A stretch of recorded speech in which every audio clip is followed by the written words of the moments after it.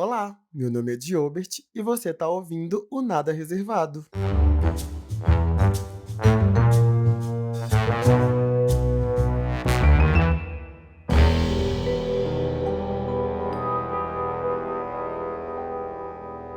Eu tô muito feliz em te receber para o primeiro episódio da nossa série O Amor é um Jogo de Azar. Para não perder nenhum novo episódio, segue a gente lá no Instagram, @nada reservado, e não se esqueça de seguir as nossas páginas no Apple Music e no Spotify.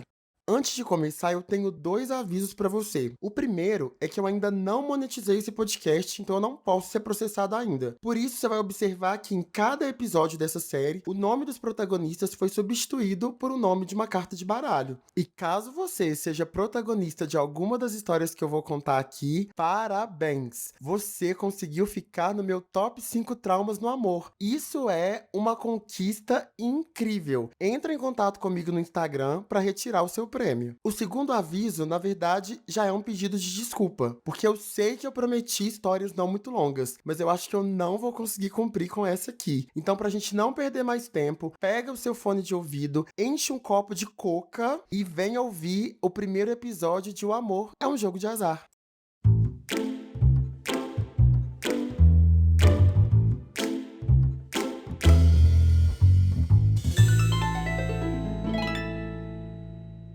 A minha história com Arte de Ouro começa em 2005, o mesmo ano em que a Madonna resolveu abençoar o mundo com Confessions e o mesmo ano que eu tive certeza que eu era gay. Eu acho que não tem coincidência. Acho que as coisas elas acontecem exatamente como elas devem acontecer. Eu tinha 10 aninhos de idade e ele 11. Antes que você me critique, me julgue, para pra pensar. O Estatuto da Criança e do Adolescente não tem nenhum tipo de portaria que proíba um menor de 10 anos se apaixonar por um menor de 11 anos. Então você escuta a história primeiro, que eu prometo que vai fazer sentido, e aí depois você vai lá me julgar nos comentários, no Twitter, enfim, onde você quiser.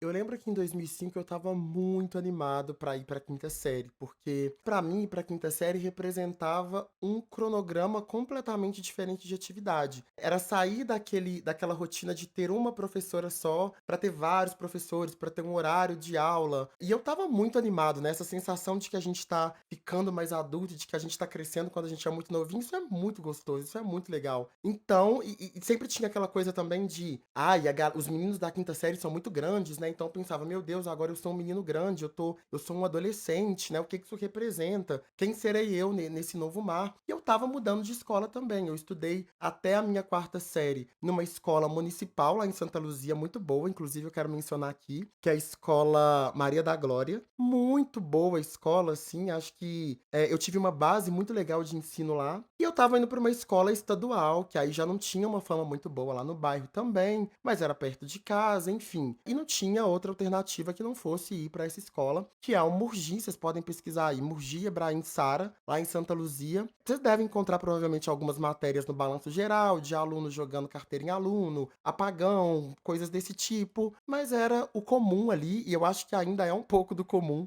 desse colégio. Então isso tudo estava me dando uma ansiedade muito grande, assim, eu queria saber quem iam ser os meus colegas de turma, eu queria saber quem seriam esses novos 8 professores que eu ia ter, né, era uma rotina completamente diferente. O que eu não esperava é que a quinta série ia me trazer o meu primeiro crush, que eu acho que posso dizer que também foi o meu primeiro amor nesse sentido, e que foi o meu primeiro trauma no amor. Então, a quinta série realmente foi uma experiência bem definitiva na minha vida. Eu tava esperando ganhar só professores e ganhei aí também um trauma pra chamar de meu.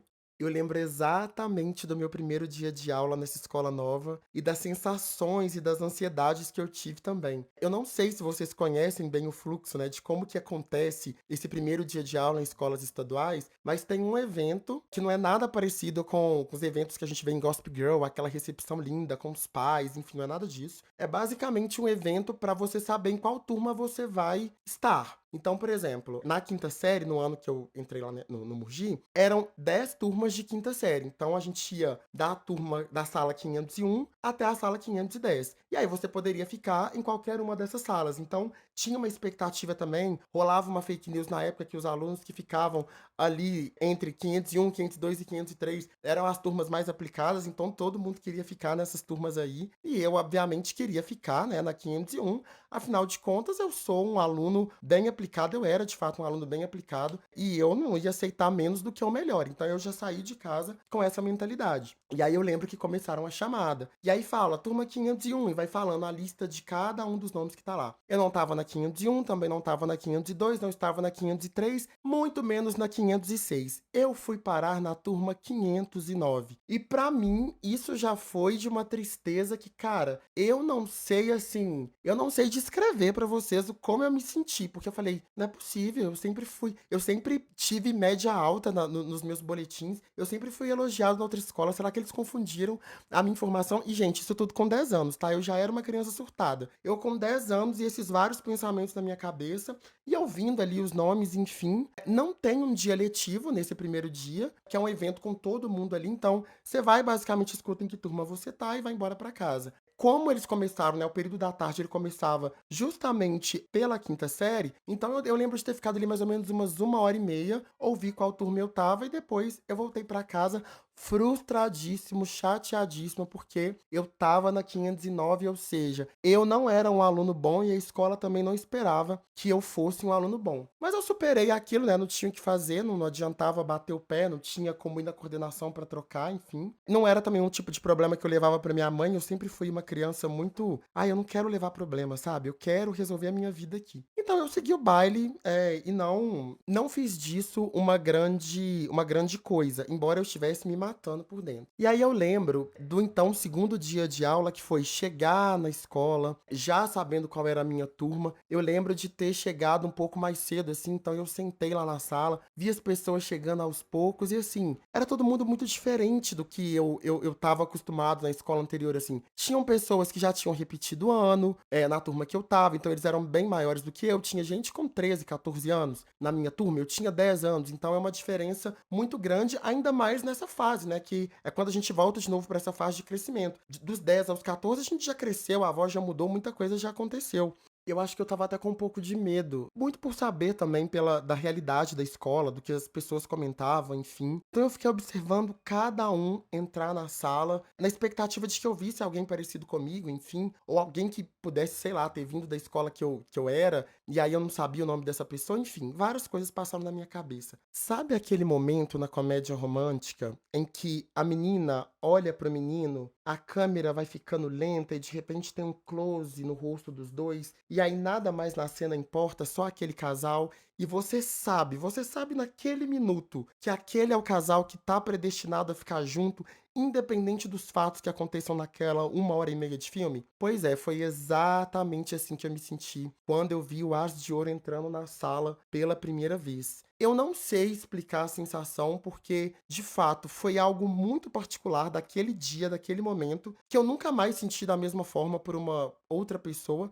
Acho que muito também por ter sido a primeira vez que eu senti o meu coração acelerado, de fato, e uma vontade de falar com aquela pessoa, e uma vontade de estar próximo dela. Eu lembro exatamente, enquanto eu tô falando aqui com vocês, me vem a imagem exatamente de como aconteceu. Ele estava usando uma camisa azul e uma calça jeans, porque essas eram as cores do uniforme, mas ele não estava com a camisa do uniforme ainda da escola. Ele tinha um cabelo castanho escuro, liso, e ele usava uma faixa, quase como se fosse uma tiara, assim, embaixo do cabelo, preta. O olho, eu lembro perfeitamente, assim, era aquele olho castanho bem claro, mas que dependendo do dia, se tivesse chorado, enfim, ele mudava de cor. E aquilo tudo foi mexendo com o meu imaginário de alguma forma que eu não sabia explicar. Eu lembro de sentir o meu coração acelerado e da minha mão suar um pouco assim, mas na época eu coloquei muito como se fosse uma resposta a ter encontrado alguém que eu senti que eu pudesse ser próximo de fato. E eu fiquei torcendo muito para que então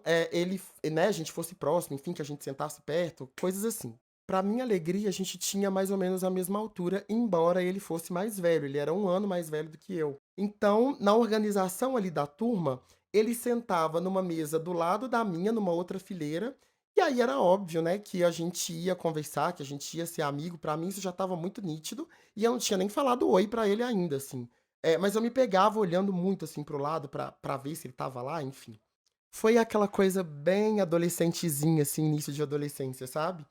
Nos primeiros dias de aula, a gente não chegou a trocar muita ideia não, a gente não conversou muito, porque, de novo, ele era bem aquele universo do menino que gosta de cartinha de Yu-Gi-Oh!, que gosta de desenho de Dragon Ball Z, e eu nunca fui essa criança, então ele acabou se juntando ali com uma galera que tinha mais esse perfil, eu acabei ficando mais de lado, eventualmente incorporando algumas meninas ao meu grupinho, né, isso eu fazia muito bem, então eu não estava sozinho, eu tinha vários amigos ali, mas ele mesmo, que era a pessoa que eu queria ter próximo, eu não tinha ainda. E aí é que vem o pulo do gato dessa história. Porque graças à ineficiência do Estado de Minas Gerais em distribuir materiais didáticos naquele ano de 2005 para as escolas estaduais, o As de Ouro ele não teve escolha a não ser a minha dupla. E eu já te explico isso de uma maneira bem objetiva. Basicamente, a escola não tinha livro para distribuir para todos os alunos, né. Então, se você vem de uma escola pública, você deve entender o que eu estou dizendo, mas para quem não vem eu vou explicar. Em escolas públicas, né, seja estadual, seja municipal, a gente recebe o material didático emprestado durante aquele ano, a gente usa e depois, no final do ano letivo, a gente devolve para a escola. Sempre vai ter aquele aluno que não devolve, então precisa ter ali uma espécie de estoque para que você consiga, passar livro para todos os alunos e que todo mundo tenha. Mas nesse ano, por algum motivo, isso não aconteceu. Então a gente fazia basicamente um rodízio desse material didático. Como que funcionava? Eu recebi, por exemplo, os livros. Por exemplo, não, foi exatamente o que aconteceu. Eu recebi os livros de matemática, história e ciências. E ele recebeu português, geografia e alguma outra matéria que eu não vou me recordar agora. Então a gente precisava ter essa troca, né? Tipo, ia ter um para casa sobre o livro de história, eu precisava me organizar para fazer aquilo numa determinada data, e aí, passava o livro para ele poder terminar, e assim a gente ia caminhando. Então, nesse sorteio, a gente acabou sendo uma dupla, e o nosso livro de história, acabou unindo a gente ali nesse sentido. E como, né, acho que talvez seja do meu signo, ou talvez seja só a minha natureza mesmo, eu sempre fui muito postergador, isso é algo que inclusive eu quero melhorar na minha vida, ao longo do tempo. Mas como eu sempre deixava tudo para a última hora, isso acabava atrapalhando ele a fazer os exercícios.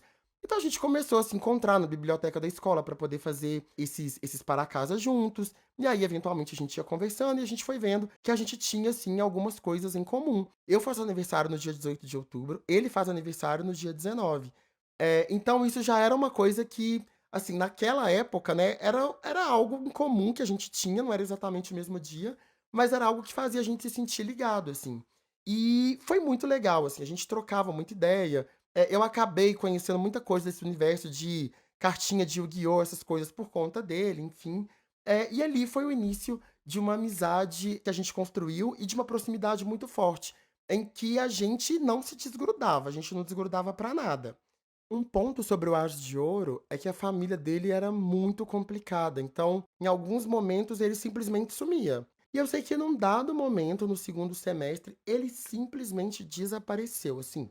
Nunca mais ouvi falar, não ia nas aulas, não me devolveu o livro de história, e eu precisei, inclusive, encerrar aquele ano letivo pegando o livro ali com outras pessoas, o que foi bastante complicado. E eu só fui voltar a ter contato com ele na sétima série, eu já estava na sétima série, então 12 para 13 anos, ele de 13 para 14. Ele não voltou a estudar na escola em que eu estudei, mas ele voltou a morar com o pai dele. Então a gente começou a ter contato de novo, porque ele estava ali. Então, depois da escola, enfim, a gente trocava muita ideia. E eu acho, agora, enquanto eu tô falando aqui com vocês, inclusive pensando sobre, que é justamente essa fase, ela coincide com eu começar a fazer alguns questionamentos nesse sentido, porque com 12, 13 anos, aí sim, aí, por mais que possa parecer precoce, muitas pessoas já estão beijando outras pessoas, já estão naquele namoro de escola, enfim, já tem ali os seus arranjos, e eu não me conseguia me ver com ninguém, eu não conseguia me ver com nenhuma menina, essa ideia não me agradava,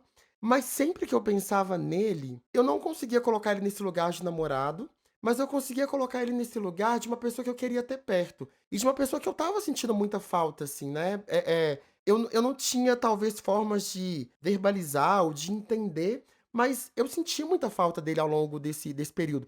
Não vou dizer aqui que eu fiquei 2 anos, né, na fossa sentindo falta do menino, não foi isso. Mas de tempos em tempos, quando eu não tinha nada pra fazer, ou quando eu lembrava que ele não tinha me devolvido o livro de história, eu sentia muita falta dele. E aí, quando ele voltou a morar lá no bairro, voltou a morar com o pai dele, nossa, foi muito legal. E ele já estava muito mais adolescente nesse sentido, né?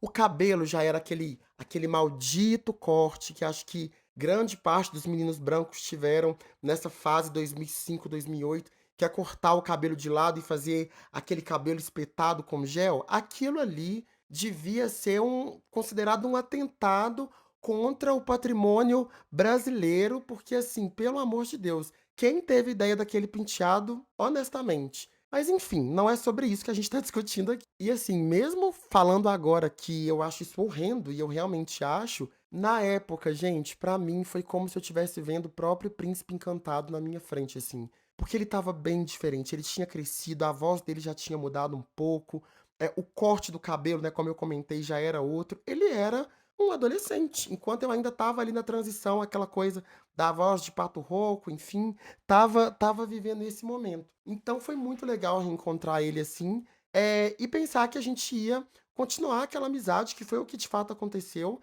Nem parecia que a gente tinha ficado tanto tempo assim sem se ver, e rapidamente a gente já se atualizou da vida um do outro. Começamos a ter aquela rotina de ficar muito ali, muito próximos, enfim, de trocar muita ideia, de frequentar muito a casa um do outro. E eu lembro que numa noite, uma noite como outra qualquer, a gente estava sentado perto do prédio onde eu morava. Eu não lembro se houve algum link, mas eu acho que não. Meio que do nada, ele olhou pra mim e perguntou: "Você gosta de meninas?" E eu acho que foi a primeira vez que alguém, de fato, me perguntou de uma maneira tão direta e tão intimidadora ao mesmo tempo, porque a gente estava muito perto um do outro, e eu sentia como se ele fosse entrar dentro do meu olho e tirar a resposta da minha cabeça.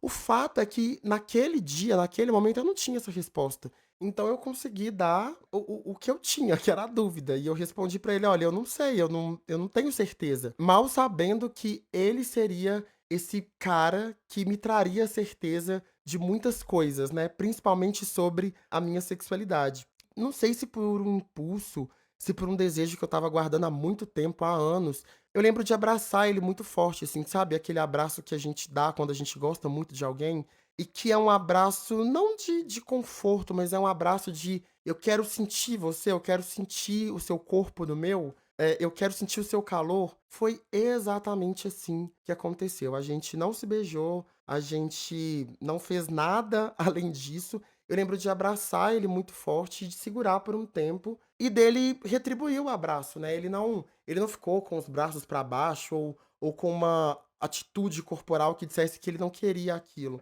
E eu sei que quando eu finalmente consegui soltar ele, porque eu me dei conta que eu estava no meio da rua, que alguém poderia ver, embora lá perto do prédio, nesse lugar onde a gente estava, era um pouco mais escuro, então a pessoa ia ter que estar observando muito para de fato ver alguma coisa. Eu não estava nem aí para as consequências, eu só queria viver aquele momento. E eu acho que, pensando na minha adolescência, talvez esse tenha sido um dos momentos mais felizes que eu já vivi, porque foi a primeira vez que eu me senti correspondido, que eu senti que alguém me entendia, mesmo que eu não tivesse dito nenhuma palavra diretamente, e de que essa pessoa, ela retribuía esse carinho e ela também confiava em mim. E talvez ela se sentisse com relação ao mundo e às pessoas da mesma forma do que eu. Então, essa identificação, ela mudou muita coisa pra mim a partir dali, e a nossa relação também mudou muito a partir daquele dia. É claro que depois desse abraço, e principalmente considerando o fato que eu estava na pré-adolescência, é óbvio que eu ia querer algo mais, é óbvio que eu ia querer beijar ele, enfim, é óbvio que eu queria passar um tempo de qualidade e agora podendo me expressar 100% da forma como eu gostaria de me expressar e que eu nem sabia que era a forma que eu gostaria de me expressar até que aquele abraço aconteceu. E a minha rotina em casa, ela era muito interessante, por quê? Porque a minha mãe e a minha avó, elas trabalhavam fora, então elas saíam de casa muito cedo e só voltavam à noite. O meu irmão estudava à tarde e o meu avô, ele tinha um bar lá perto de casa, mas também ficava fora o dia todo. Então eu tinha a casa só pra mim nesse sentido. E aí eu comecei a chamar ele pra ir lá pra casa, pra gente assistir filme e tal. E levou algum tempo, desde esse primeiro dia em que a gente, né, em que eu dei esse abraço nele, levou algum tempo até que a gente efetivamente evoluísse para outros tipos de contato, que não um simples abraço de amigo, com muitas aspas nesse sentido. E eu lembro que um dia eu estava lá em casa, eu acho que eu estava arrumando casa, porque eu sempre fui desses assim, né, já que eu não trabalhava, eu precisava ajudar em casa de alguma forma e essa era a maneira que eu encontrei. E ele chegava lá em casa logo cedo, assim, ele chegava e ficava, e a gente ia trocando ideia ali ao longo do dia. E eu lembro que eu coloquei um filme pra gente assistir, eu não lembro exatamente qual filme, mas enfim, era um filme aleatório. E a gente estava sentado no sofá, e eu lembro de virar o meu rosto pra ele, e ele virar o rosto pra mim, e a gente se deu ali o nosso primeiro beijo. Gente, meu coração tá disparando agora enquanto eu tô contando essa história pra vocês, porque sabe aquele momento em que tudo faz sentido e que parece que você encontra algumas respostas, encontra algum direcionamento? Foi exatamente assim que aconteceu. Não foi o melhor beijo da vida, obviamente, né? Dois adolescentes ali. Mas eu lembro da sensação de sentir a boca dele na minha, de sentir o cheiro, de passar a mão no cabelo, enfim, de sentir a mão dele também no meu braço, enfim. Foi um momento muito especial, foi um momento muito legal e que na minha cabeça, como uma boa libriana, significava a partir dali que a gente namorava, mesmo que ninguém pudesse saber. E a primeira coisa que ele fez quando a gente parou de beijar, assim, ele, mas ninguém pode saber. E a igreja, a gente ia na igreja, isso é um detalhe, né? Eu conto numa outra história. E a igreja, como que fica, enfim. E eu sinto que a gente precisou encontrar e desenhar uma lógica em que isso funcionasse sem que ferisse alguns valores que pra gente na época eram fundamentais e sem que ninguém soubesse. Então a gente vivia uma vida de agente secreto. Embora hoje eu tenha muita certeza que era óbvio pra todo mundo que estava rolando alguma coisa, porque a gente era inseparável. E a gente foi ficando cada vez mais inseparável, assim, de fazer planos mesmo, de quando crescer, vai morar junto.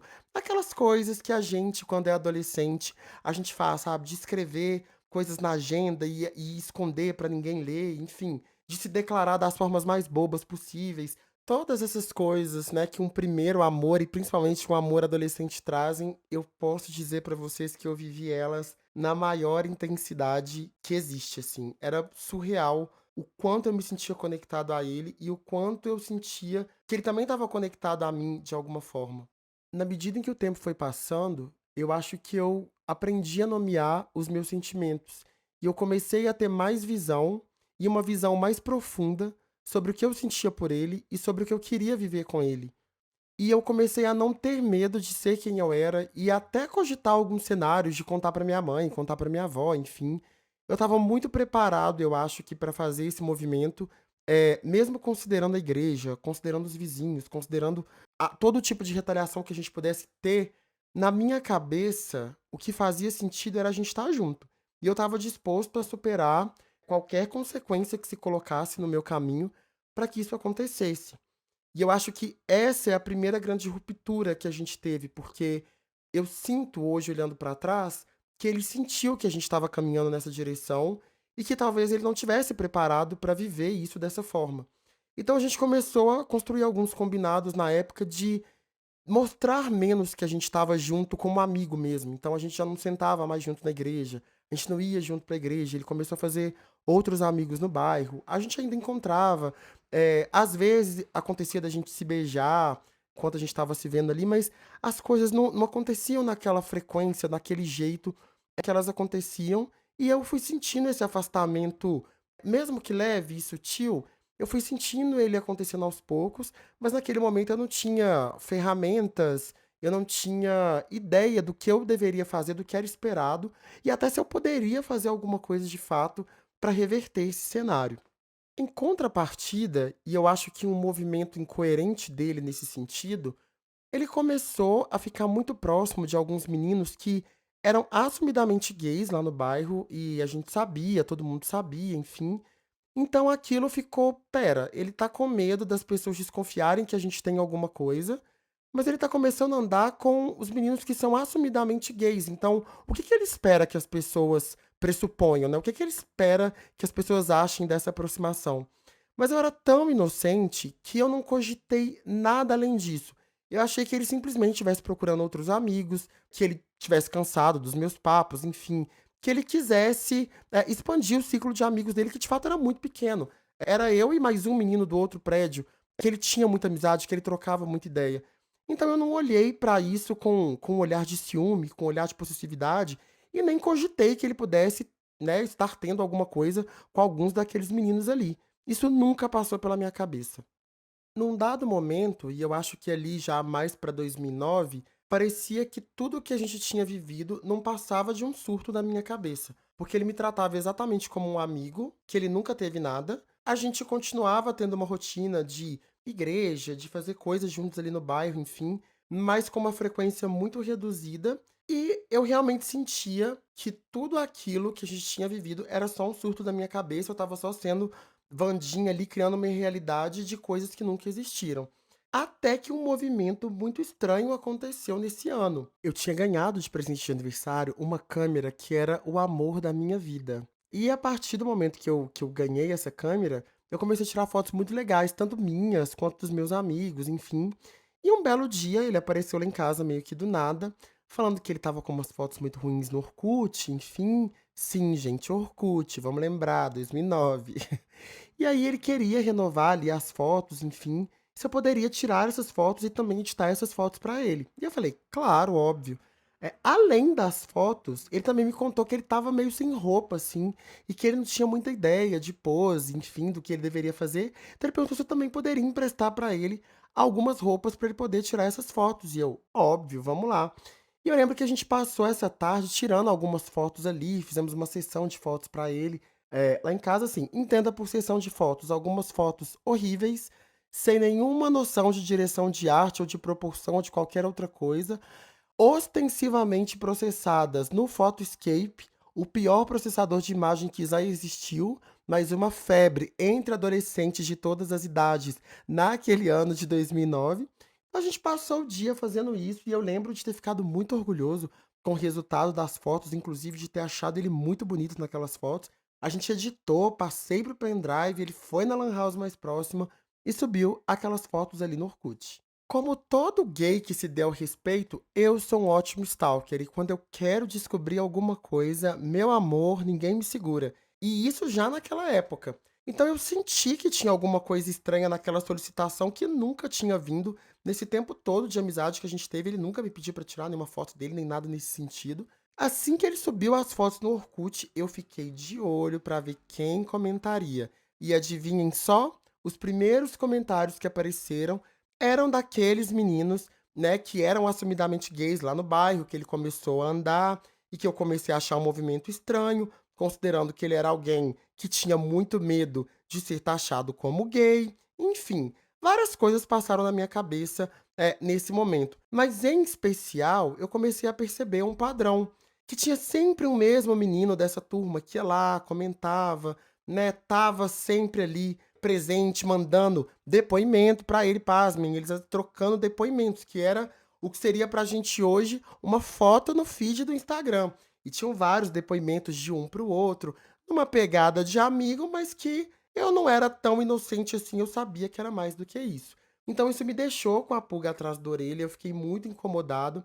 E aí eu acho que nasceu um traço que eu carrego de alguma maneira até hoje, que é de eu me sentir feio pela primeira vez. Assim, eu acho que a gente tem momentos, né, na adolescência que você não se sente tão bonito, tão legal, mas de efetivamente ter certeza, sabe? Aquela coisa da certeza que você é feio, que você é horrível, que ninguém vai querer ficar com você mesmo. Eu tive essa sensação e foi muito difícil, porque esse menino em específico, ele era muito parecido com o Aço de Ouro, assim. Ele também era branco, ele tinha um cabelo castanho liso, ele tinha um olho claro, ele era um pouco mais velho que nós dois, inclusive, então, se em 2009 eu deveria ter ali por volta de 14, 15, ele já estava beirando uns 17, ele já era mais homem. Então, na minha cabeça, ele estava escolhendo alguém que era mais bonito do que eu, que era mais interessante do que eu, mas como existia também esse muro em que eu não podia levar as coisas pra ele, em que eu não podia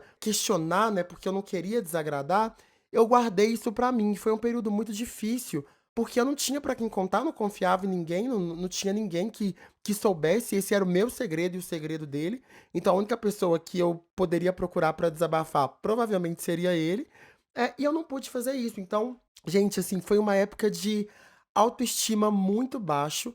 E esse traço, que eu acho que hoje eu entendo que surgiu lá, nesse momento zero, ele me acompanha até hoje, porque em várias relações que eu já tive depois desse, né, depois do Aço de Ouro, eu sempre me pego pensando, nossa, mas ele agora tá com fulano, fulano é mais bonito, fulano é mais legal, fulano tem mais grana, fulano é mais interessante.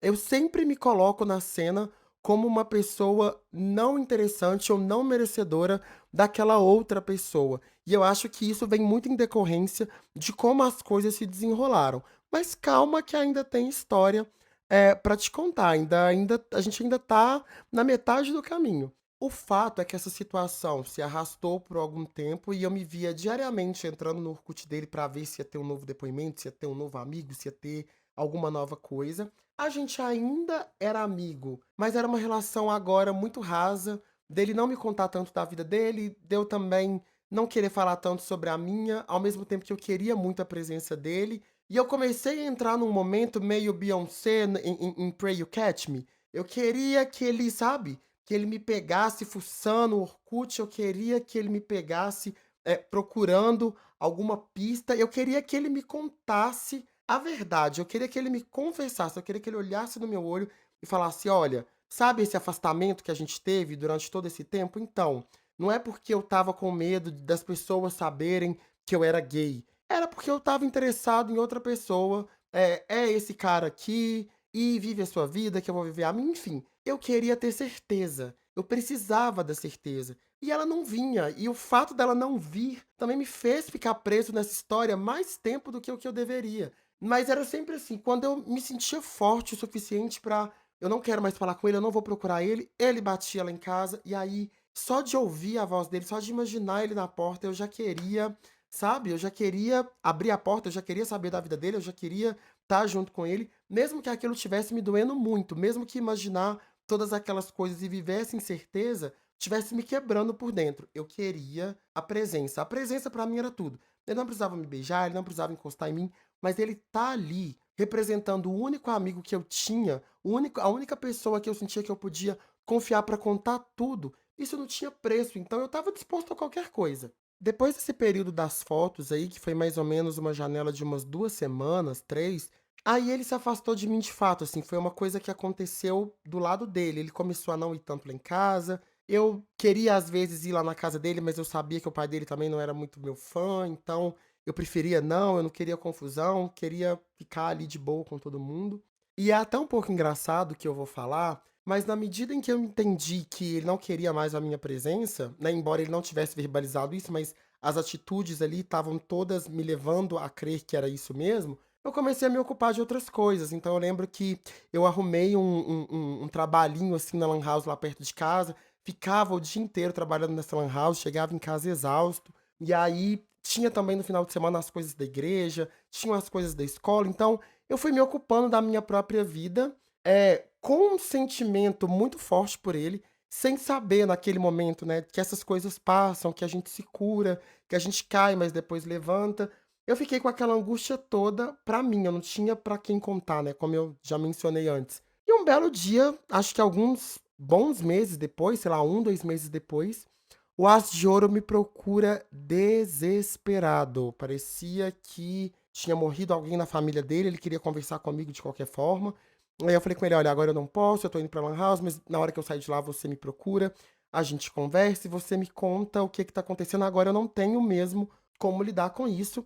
Eu era muito responsável com o meu trabalho na lan house, porque ele me possibilitava muitas coisas. Né, me possibilitava um computador com internet, que eu não tinha na época, me possibilitava fazer os trabalhos da escola, baixar os meus clipes da Britney Spears, todos em Full HD, porque eu não sou obrigado a ficar vendo coisa com qualidade ruim. Eu já tinha, nesse momento, a minha pasta no computador organizada com todas as músicas que eu ouvia, discografias completas de Madonna e outras mais. Então, era um trabalho que, embora não me pagasse, porque de fato eu não recebia nada para trabalhar lá, ele me possibilitava muitas coisas e eu queria ser muito responsável com o papel que eu estava desempenhando ali. Eu levava o meu trabalho muito a sério.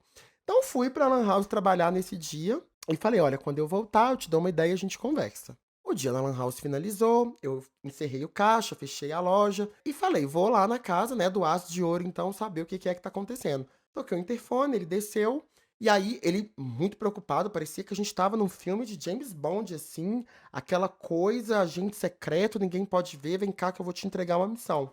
E ele me levou para um canto afastado lá perto onde a gente morava, e desesperado, a verdade começou ali a aparecer. E aí, finalmente, é o momento em que ele me conta tudo o que tinha acontecido nos bastidores, que eu fiquei especulando, que eu tive que stalkear, que eu tive que juntar as minhas peças por mim mesmo. Ele finalmente me trouxe a verdade. E a verdade, ela apareceu da seguinte forma: ele me contou que conheceu esse menino um dia indo no supermercado, enfim, viu esse menino olhando pra ele olhou de volta, eles começaram a conversar. Como não era uma época, né, que a gente tinha WhatsApp, telefone, essas coisas, muito fácil, eles pegaram ali Orkut um do outro. Não sei se você ouvinte vai lembrar, mas no Orkut a gente tinha uma funcionalidade que a gente adicionava as pessoas por e-mail, então ele pegou o e-mail desse menino, adicionou no Orkut, eles começaram a conversar e começaram a ficar muito próximos, né. Ele ignorou completamente os riscos, isso nas palavras dele mesmo, porque ele sabia que o menino já era assumido, e que as pessoas no bairro sabiam, mas ele estava muito envolvido, então ele decidiu, criar um projeto para conquistar esse menino. E parte desse projeto passava por criar uma imagem de que ele tinha uma boa situação financeira, de que ele tinha acesso a coisas que efetivamente ele não tinha. Então, por isso, ele foi lá em casa, me pedir para tirar foto com as minhas roupas, usar a minha habilidade de tirar fotos, usar a minha habilidade de editar fotos para fazer um rebranding, né, que a gente pode chamar assim hoje, para fazer um rebranding da imagem dele, nas redes sociais, tudo numa tentativa desesperada de chamar a atenção desse menino. E ao que parece eu já era competente naquela época, porque eu fiz muito bem feito. E realmente o objetivo foi atingido. E eu lembro que um dia a gente tinha combinado de fazer alguma coisa no período da noite, e ele desmarcou comigo em cima da hora. Eu não lembro exatamente o que, não sei se era sair pra comer alguma coisa com o raro dinheiro que às vezes eu ganhava da minha mãe e da minha avó, era alguma coisa nesse sentido, e ele desmarcou em cima da hora. E eu fiquei achei aquilo muito estranho, mas enfim.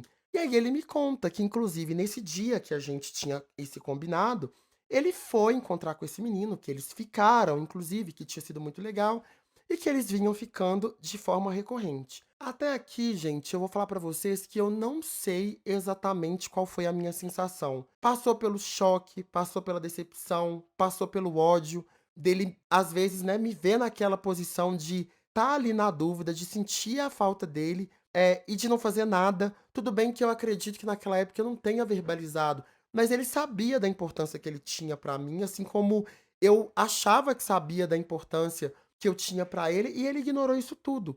Ele literalmente me deixou um mês sozinho com os meus próprios sentimentos, com os meus segredos, sabendo que eu não tinha ninguém pra quem contar.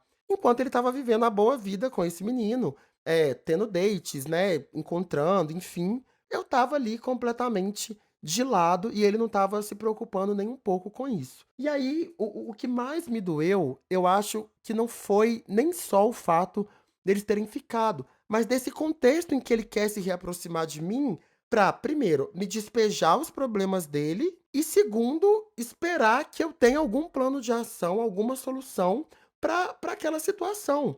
Porque no final dessa ópera toda, qual que era a grande questão? Um dos amigos desse menino ficou sabendo que eles estavam ficando, não sei se porque o menino contou ou porque ele viu o que que é, e o bairro inteiro já estava comentando que ele tinha ficado com esse menino, e o pai dele, que é super homofóbico, né, a família super homofóbica, se soubessem, ele não conseguia nem dimensionar quais seriam as consequências daquele ato ali que ele tinha feito, e ele queria a minha ajuda para resolver esse BO. E, gente, vocês querem a verdade? Eu acho que essa é a primeira recordação ativa que eu tenho de sentir a minha lua em Áries tomando rédea daquela situação, porque eu estava 100% nem aí. Eu queria era mais, eu estava achando pouco, porque como que ele conseguiu arquitetar esse plano, sabendo do sentimento que eu tinha por ele e com uma lembrança nítida de tudo que a gente tinha vivido,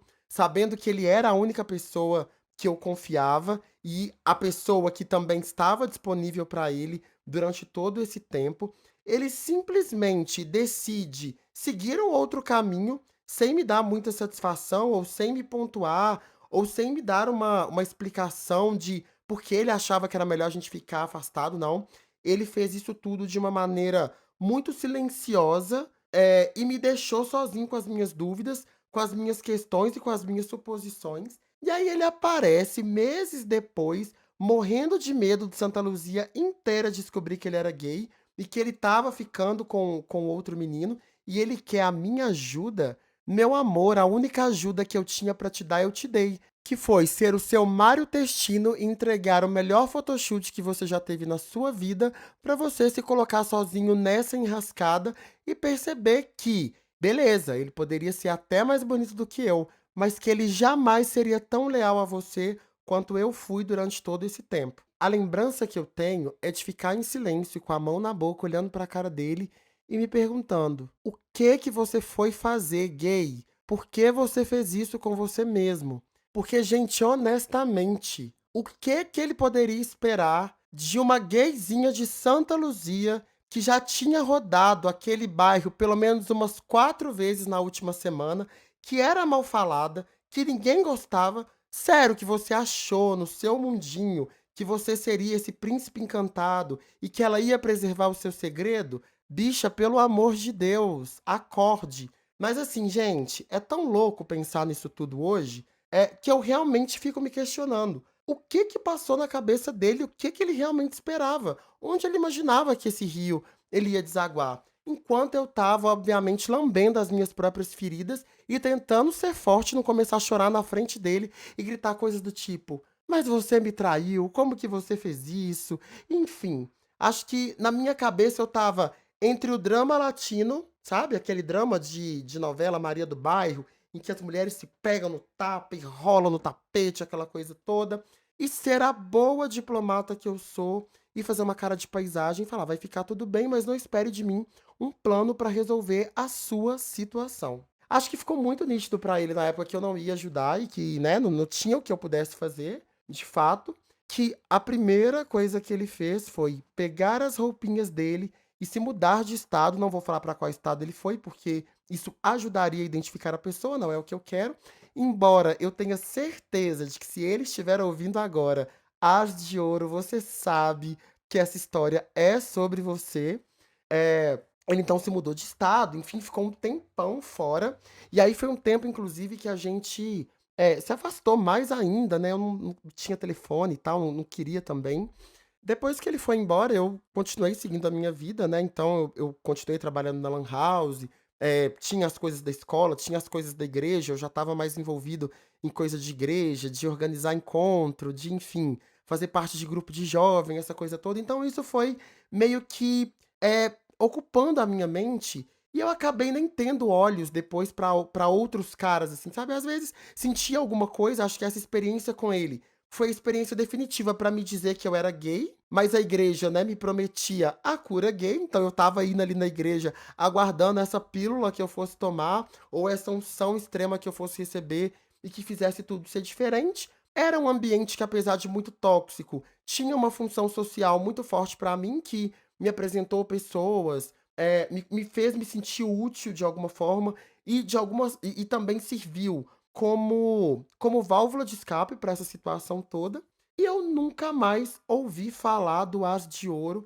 até 2018. Avança no tempo, né, muitas coisas aconteceram, algumas histórias inclusive que eu vou contar aqui nessa temporada estão dentro desse período, mas então o As de Ouro volta para Belo Horizonte, a gente se reencontra por Facebook, assim, eu adicionei ele no Facebook, a gente se encontrou, conversou, trocou uma ideia e tal, mas nada aconteceu. Só que, como vocês devem lembrar no início do episódio, a gente faz aniversário perto.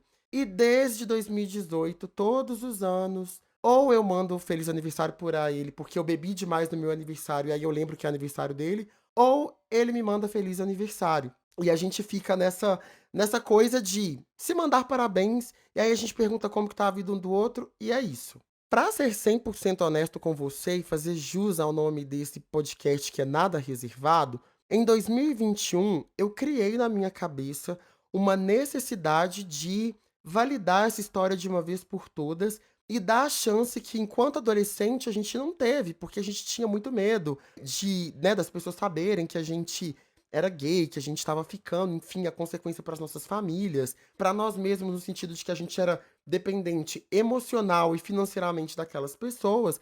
Mas agora em 2021 a vida era outra, né? Nós éramos 2 homens adultos com suas carreiras independentes, então não tinha mais esse obstáculo. E aí, também no mês do nosso aniversário, a gente encontrou, eu fui na casa dele, e eu decidi que a gente tinha que transar. Eu decidi que a gente tinha que transar, porque era uma coisa que a gente, enfim, durante a adolescência tinha aqueles contatos ali mais sexuais, mas nada efetivamente o ato em si ele não tinha acontecido. Então eu achava que a gente tinha que transar e resolver isso logo, e ver ali se a gente ia ter alguma coisa um com o outro, podia ser essa a chance. Eu, obviamente, arquitetei toda uma situação, enfim, levei um bom vinho, porque eu não sou boba, né? Armei ali, criei a atmosfera. A gente chegou a transar, inclusive, também nesse dia, foi muito legal. Mas sabe quando você entende que as coisas elas são como elas são e que não adianta você ficar nessa tentativa louca de querer voltar no tempo ou de querer viver o passado no presente, porque não vai acontecer? Foi exatamente isso. Quando tudo terminou, assim, e a gente estava muito feliz de ter conseguido viver aquele momento, né, anos depois, pra mim, né, pro Diobert adolescente, aquilo foi muito importante, tanto numa esfera de conseguir sentir ele ali 100%, quanto, de ficar bem comigo mesmo, de curar um pouco dessa ferida do autoestima, sabe, de pensar que ele tinha me trocado por um cara mais bonito porque eu era feio, porque eu era gordinho, porque eu tinha muita espinha, enfim, por várias questões. E aí, de repente, tá nessa cena de novo com ele, numa posição em que eu vejo que ele nitidamente me deseja, deseja o meu corpo, isso foi muito importante pra mim, assim, acho que foi um abraço no Diobert de 12, 13, 14 anos, sabe. Mas não foi nada além disso, gente, nada além disso.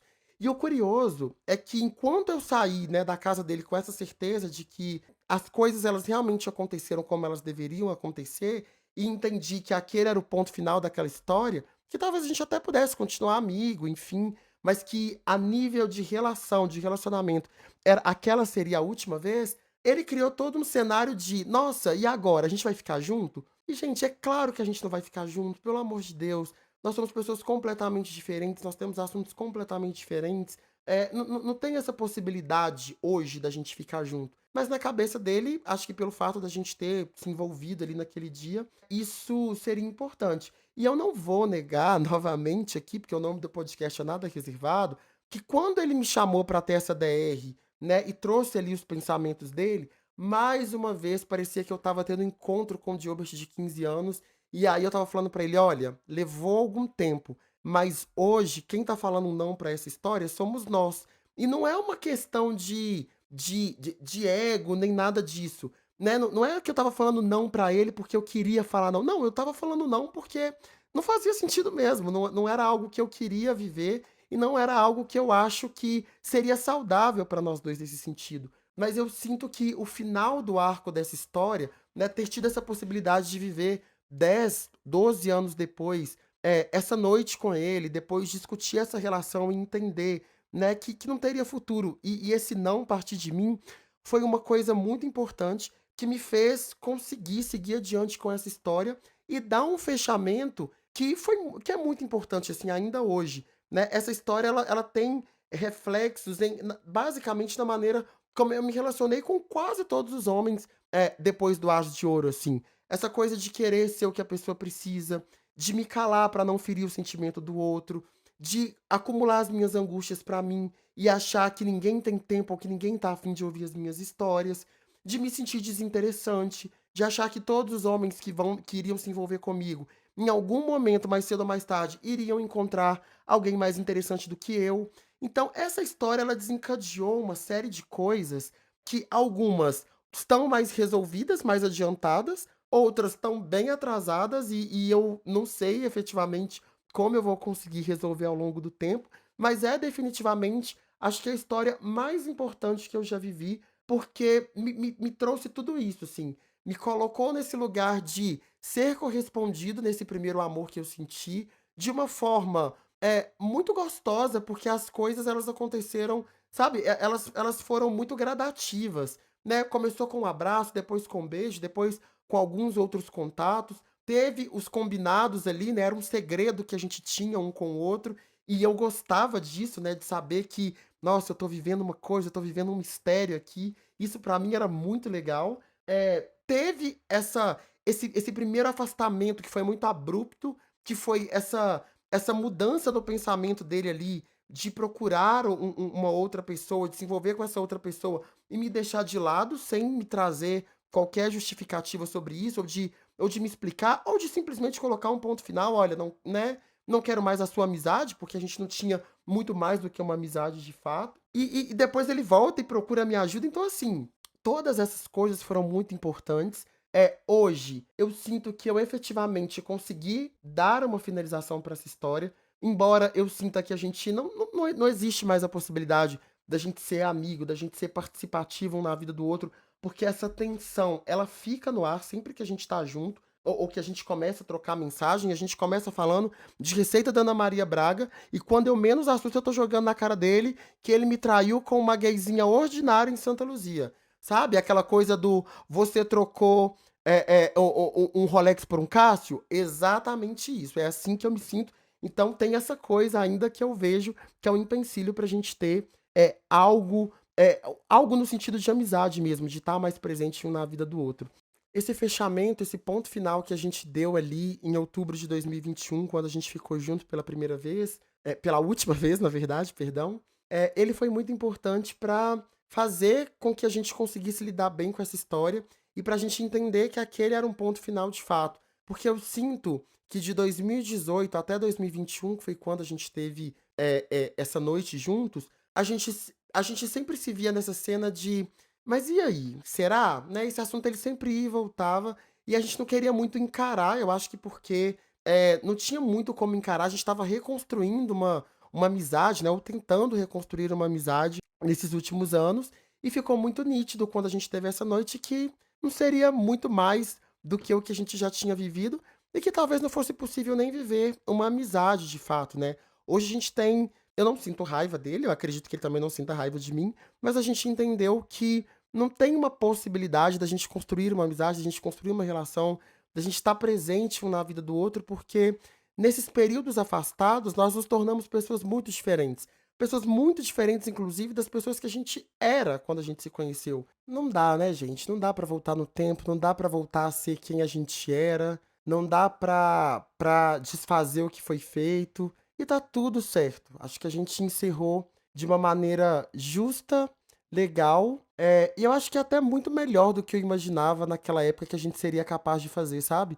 Mesmo pensando que o tempo ia passar e que eventualmente a gente superasse tudo que tinha acontecido ali, eu não imaginava que as coisas elas se encerrariam tão bem que a gente teria essa possibilidade de viver, nem que fosse por um dia, como aconteceu, aquela vida que a gente tanto falava quando a gente começou a se relacionar, né, ali, que a gente viveria, de que a gente ia estar muito presente na vida do outro, enfim. A gente conseguiu ter um gostinho disso e a gente entendeu que não era o que a gente queria e tá tudo certo. Tá tudo numa boa. É isso, gente. Eu espero que vocês tenham gostado da história, que tenham gostado de passar esse tempinho aqui comigo. Eu amei dividir essa história com vocês, amei revisitar esses pontos aí do meu passado e lembrar um pouquinho dessa sensação que foi me apaixonar pela primeira vez lá na quinta série.